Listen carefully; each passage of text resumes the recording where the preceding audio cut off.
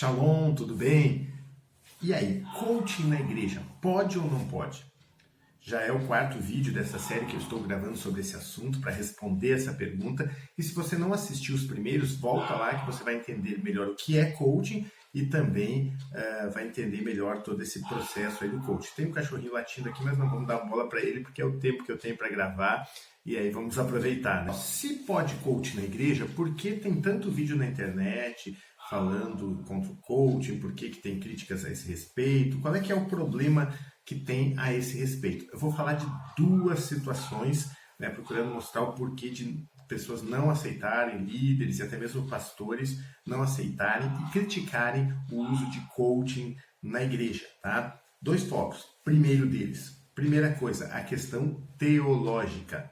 Questão teológica eu me refiro, e até algumas críticas bem fortes a esse respeito, gente dizendo assim, agora o pessoal saiu da teologia da prosperidade e entrou agora a teologia do coach, tratando como se houvesse uma teologia do coach, como se coach estivesse sendo ensinado no altar ao invés da palavra de Deus. Bom, então vamos ver qual é que é o problema e a confusão disso. Primeiro, às vezes não entendendo o que é coach. Coach não é palestra, coach não é pregação.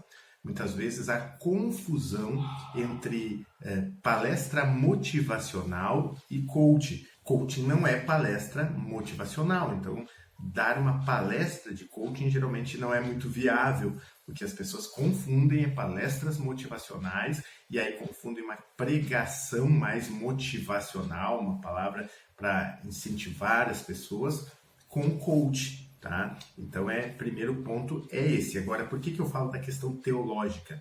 É porque as igrejas que seguem uma linha teológica, que creem mais naquela ideia um pouco mais fatalista, ao meu ver, de que tudo está determinado por Deus e que não importa o que o homem faça, o que o homem venha agir, isso não vai alterar os planos, então não é uma iniciativa do homem.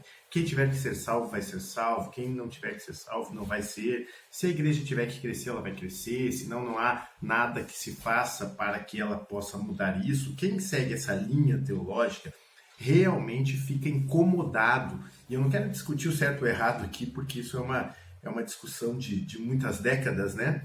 Quem segue essa linha teológica fica um tanto incomodado quando se fala em metas na igreja, e aí o coaching ele trabalha o alcance das metas, do resultado almejado.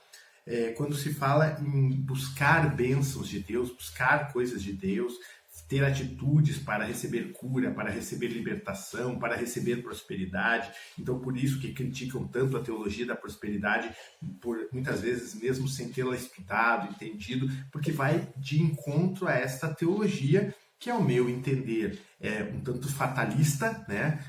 Tirando do homem o livre-arbítrio, tirando do homem a questão do princípio da semeadura e da colheita, que o homem vai colher o que semear, então ele é responsável também pelo seu resultado e não apenas o plano de Deus, né? Não que Deus não tenha um plano, ele tem e ele age, cumpre o seu plano, mas no detalhe do indivíduo há a colheita da sua atitude.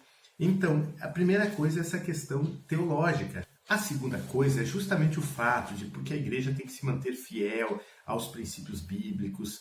Os mestres da palavra de Deus precisam ser detalhistas em ver se o que está sendo ensinado realmente condiz com a palavra de Deus. Então isso faz com que tudo que é novo seja primeiramente criticado, combatido. Foi assim ao longo da história da igreja, né?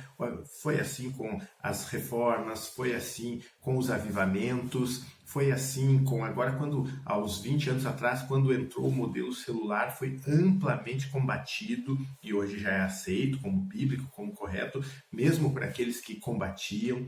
E até mesmo na música, quando entrou a música, a guitarra, a bateria da igreja, todas essas modernizações, e eu não estou falando aqui de mundanização, né, sim de modernização, de atualização da igreja, geram uma certa dificuldade com alguns que são mais inflexíveis e com outros que são mais cuidadosos. Alguns por inflexibilidade, por serem rígidos mesmo, e outros por irem devagar, mais cuidadosos para evitar distorcer o papel da igreja. Mas isso aí envolve tudo, isso envolve... E tem igrejas que ainda não usam TV e internet, né? Porque acham que isso é do maligno, enquanto outras se aproveitam disso para pregar o evangelho. Então isso acontece com a psicologia, acontece com essas profissões, com a administração, agora acontece com o coach também. Por isso essas críticas ferrenhas da parte de alguns por causa da questão teológica, alguns por causa da dificuldade da atualização, por não terem ainda